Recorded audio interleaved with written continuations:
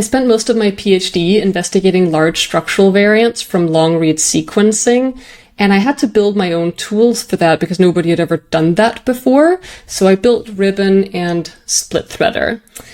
Today, these kinds of data sets, long-read sequencing in cancer, for instance, is a lot more common, and I'm seeing more scientists using these tools now, and that includes the Genome-in-a-Bottle consortium, who are trying to curate a great truth set for tumor normal somatic data. So in this video, I'm going to show you how I investigate structural variants with Ribbon and SplitThreader. So let's jump in. First, this is the SplitThreader view. You have a Circos plot over here that just shows all of the long-range variants. And these are the same connecting lines that you'll also see on the right side over here. Each line represents a variant found in the VCF or a BedPE file, which are just two different formats for showing the variants. And so these come from a structural variant caller. What you'll see at the top here is the coverage, and this can be segmented.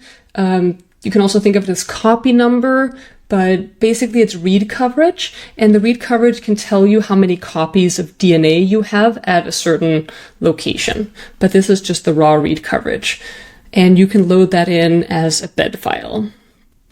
So first, let's just take a look at how to interpret the structural variants in SplitThreader. So you see these connecting lines, and they have these little horizontal lines at the top right here, and I call these feet. And these feet indicate the direction. So you can think of them as which way the read is going before it splits to another location. And it's these split reads that the structural variant caller uses to call a structural variant. You'll see that the foot is on the right side of the split, and the coverage is also higher on that side. And that is a pattern that we hope to see pretty much everywhere. If you have a variant on its own, there's no other variants to interfere with the copy number at that location, you expect the foot to be on the same side of the connection point as where the coverage is higher. And so you can see that in all of these examples. Foot is on the left, coverage is higher on the left at this location. Coverage is also higher on the left where the foot is on the left. And this is the example where the coverage is higher on the right with the foot on the right. Cool.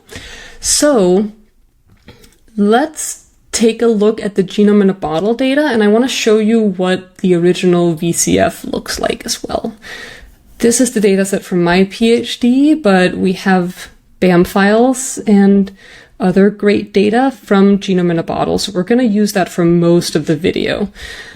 This is one of the example sessions. I clicked on the link with the dragon calls, and so this is a session that contains two BAM files, one for normal and one for tumor, as well as a VCF from a structural variant caller. So let's take a look at that. I'm going to copy the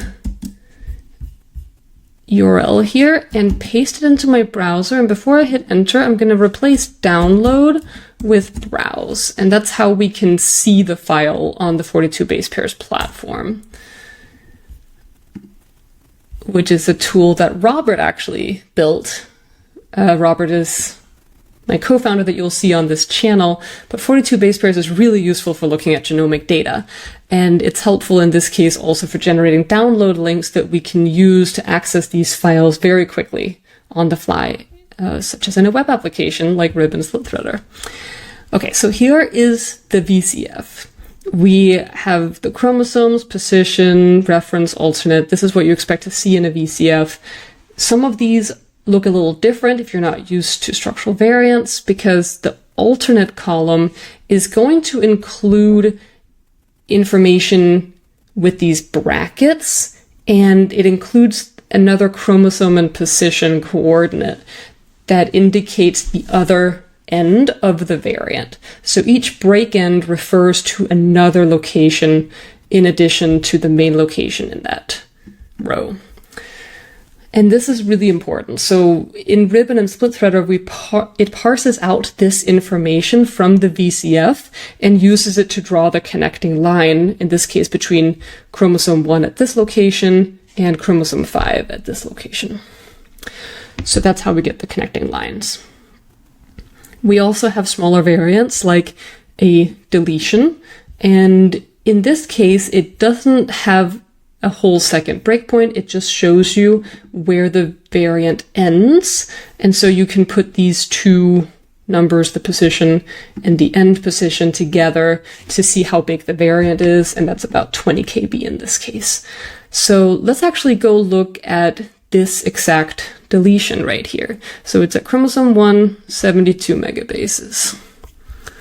So we're going to go to SplitThreader. Oh yeah, I already loaded this one up. So this is at 72 megabases. This is what the deletion looks like. So this is a common pattern. Whenever you see a deletion, it's going to look something like this in SplitThreader. You'll have the feet on the outside, and then there's the deleted sequence in the middle between them. And that's where you see that the coverage should be lower because, of course, it is deleted, right? So what we can then do is jump to this in Ribbon. And I haven't shown you Ribbon yet. This is the SplitThreader view. When I've clicked on this variant, which is what highlights it in black like this, I can then jump to the variant in Ribbon, and we're going to go to this location. So now we can see what the reads actually look like. And if I click on one of these, so first of all, this is the first set of diagonal reads here is normal. And you can always check that by going to information and looking at the alignment files and seeing what order they show up in. It goes normal first and then tumor. So these are normal and these are tumor. If you can't tell them apart, you can also go to the multi-read settings and color based on the BAM file itself. So let's take a look. We have the normal and then the tumor, and you can see the only reads that are split over to this location are some of the tumor reads, almost half of them. So when you click on one of these reads, you can see at the bottom just that read. You can see how long the read is. This one is 15.8 kb. So that's a nice long read. And the read is split between these two locations. When you see this curve at the top, this black line, that is the same connecting line that you saw in SplitThreader. And it's also shown up here. And we can click multiple reads and check that they all show the same pattern. This is what a deletion looks like at the single read level, right? You have part of the read mapping over here, and then the second part of the read mapping over here. And note also that the feet in this connecting line, which just has an arrow on it, but on each side, but otherwise it looks the same as in SplitThreader. It means the same thing. The arrow is just to indicate that it should keep going. And you will see that the feet should be on the same side of the breakpoint as where the reads are mapping. And that's also, like we talked about with SplitThreader, where the coverage is higher. So this is what we expect to see in a good scenario. Now, let's go look at another variant in SplitThreader. So this is, let's go to chromosome 6. And I found a nice simple duplication over here. This is what a duplication looks like. Now the coverage is higher on the inside. This would be a tandem duplication. You essentially see the reads are coming along, and when they get to the end of this sequence, they simply repeat the sequence before continuing. So I kind of think of this as it making a loop and reading this sequence in the middle here twice. And that's just a tandem duplication. And here you see that the feet are on the inside which is where the coverage is higher. So this is what we expect to see for a duplication. Let's check what this one looks like in Ribbon as well. And here we go. Oh, cool. These little dots indicate some variance. In this case, they are insertions, and when you hover over them really carefully, you can see that all these are 9 base pair insertions. These are also 8 or 9 base pairs. You can click on different reads and see what the event looks like at the read level. Again, this is what you expect to see in a tandem duplication. You have the read going along, and then it skips to the other side, and it continues. So here you're not seeing the entire large event. You're just seeing the ends of the event, right? The duplication is large enough that you don't capture the whole loop-de-loop in one read, which is why it's helpful to look at SplitThreader to also see that the coverage is stable in between. It's really nice when we see both the coverage change, and in Ribbon you can see that the reads are broken in exactly the right spot that lines up with the variant call. So this is what we expect to see again. Now let's go to SplitThreader and look for a break-end variant. So this is what a good normal break-end looks like. I always call these translocations, but in a VCF, there will usually be BND, which means break-end, because they note both of the sides. So this is one break-end on one side and one break-end on the other. And here you can see again that the feet are on the side where the coverage is higher. It matches up very nicely. And if we jump to it in Ribbon, we will also see that it's very nice and clean and simple. Here what you're seeing with the colors is that blue means that the reads are in the forward direction. Here, Ribbon actually flips them so that they are as consistently as possible in the forward direction, and it'll just flip all the reads that are opposite of that. If you want them to return to being colored by their actual strand, you can do that in color by, or you can orient the reads by their original strand. But I find this is harder to read quickly. It is useful if you want to check for strand bias in some of the weird repetitive regions, but usually I leave it as the orientation of the alignment in the selected locus. So that's gonna make it blue in whichever locus is like the primary, and that's always one of these two. I think it's usually the one on the right. And so that means that you can see that all of these are in the other orientation. If you start to see where some of the orientations are different within the same variant in the same location, that can be a warning sign. But this one looks good. So you simply see that the first part of the read maps to chromosome 5, and the second part of the read maps to chromosome 1 in reverse. Very nice. That's also a nice one. Okay, now we're going to look at bad variants. Things that look very suspicious and that I don't necessarily believe are true. This is one from chromosome 9 to chromosome 19 that I found, and you can see there's no coverage change, which is an immediate warning sign. And then I just quickly go over to Ribbon and see whether there are even any reads supporting it. And I don't see any of these reads mapping to this locus at all. So I would say there's no read evidence here. I can't even see that any of these reads look systematically broken in any particular place. So they're also not mapping anywhere else.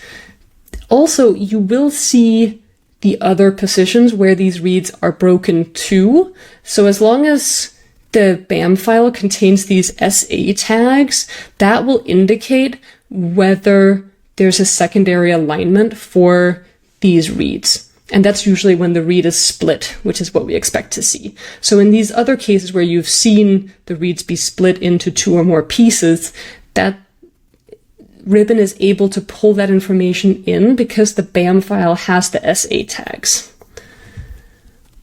that indicate the other alignments for each row in the BAM file.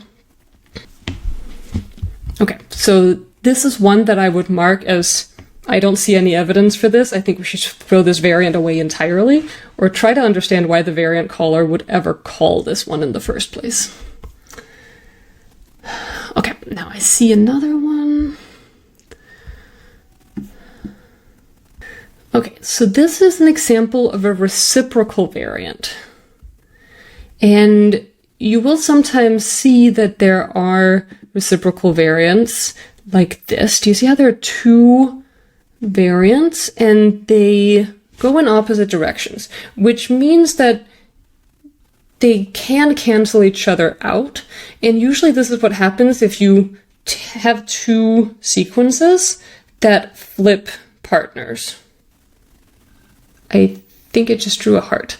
So, okay, if you have two sequences that flip partners, then you expect to see that the coverage cancels out because there's no duplication of DNA. There's just some switching at that breakpoint.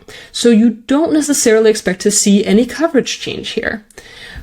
But if we go to look at the reads, this doesn't have any reads that are split over to this location.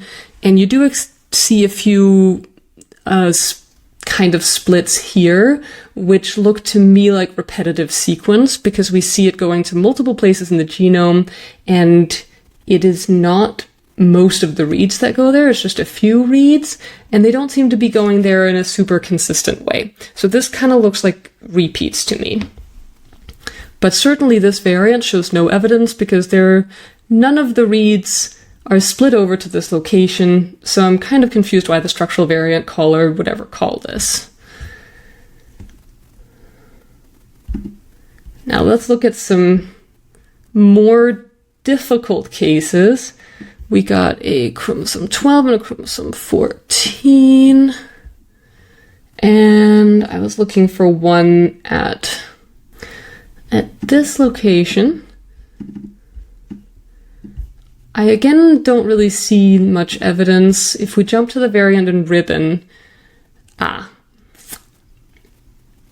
this does not look like very much evidence. I can actually see why it might have called it, because we do see a little piece of the read that might support this, but there's very little evidence because there's very little of the read that's actually mapping over here. I'm not going to call such a large variant off of 600 bases. Yeah, do you see how small the pieces are that are connecting over to this sequence? So this doesn't look real, but I also see this as a warning sign that we have these reads from this region mapping to multiple other chromosomes, but not all together in a row, right? Some of the reads map some places, some of the reads map other places. It's kind of a mishmash. This looks like misalignment of the reads due to repetitive sequences. So I would say that this is an artifact due to repeats. Okay, let's look at another difficult example. I gotta pull out all the difficult examples here. Okay, so this one you have nice solid evidence on one side, and I don't see any other variants around that might explain that. So right now, I'm feeling pretty confident based off of this side of the event alone. The other side, though, the coverage is all over the place. That could indicate a repetitive region, but let's jump to Ribbon to see what we find. Wow, that is a very repetitive region. Do you see how neatly the reads are mapping at this segment, which is one of our endpoints, right? They're very, very neat over here. And the ones that are mapping over here also look really neat, but the rest of the reads are a total mess. And you can see that it's happening in the normal as well as the tumor. Like all of this, these are clearly repeats, just mismapping due to repeats. I don't believe that these are actually real because look how randomly they're occurring. It's not very structured. It's not like, oh, half the reads map here, then here, then here, then here. It's like this piece of this read here, this piece of this read here. It's too random. I don't think this is real. I think these are essentially repetitive sequences.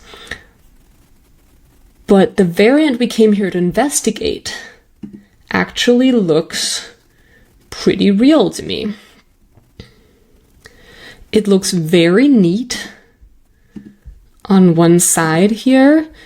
There's no other repetitive sequences. The reads that are involved in this split are splitting very neatly and are not even going to any of the other repetitive areas. Like this one is not intersecting with the actual sequence of the variant we're looking at. So I think this might actually be real. And that is, I think, strongly supported by the fact that this is a variant that's the only one we have that can explain this coverage change here. So it might be in a repetitive area, but I think it's still real. So this is what you expect to see for a very repetitive region. That's a good one to look at. Okay, so these are all of the complicated variants I wanted to show. A couple of other things. Note that there are lots of things that you can set in Ribbon to filter the multi-read view, the single read view. You could, for instance, filter out some of these if you don't want to look at some of these regions that only have one read mapping to them, like this one. Wow, that is repetitive. Look at that. You can do lots of filtering and color by different things and sort the reads by different things. So if you need to investigate something in detail, that's available. The defaults are set to be really quick to interpret.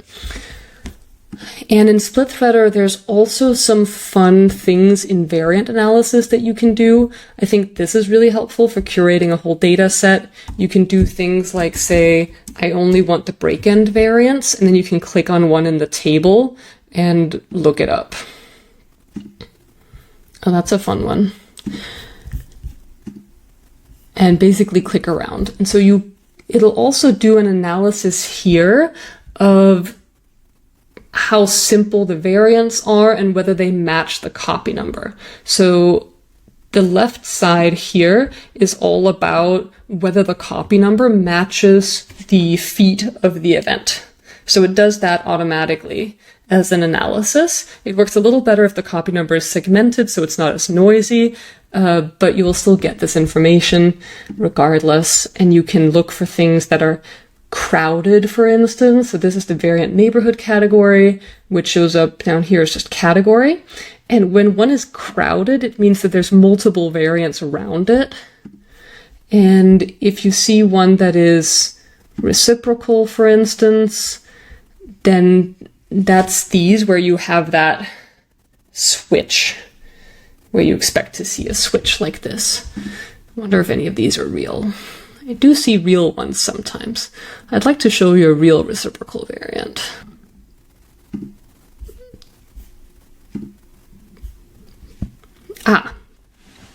Here we have a real reciprocal variant. This is what they look like. In the tumor BAM, we see about a little less than half the reads do this.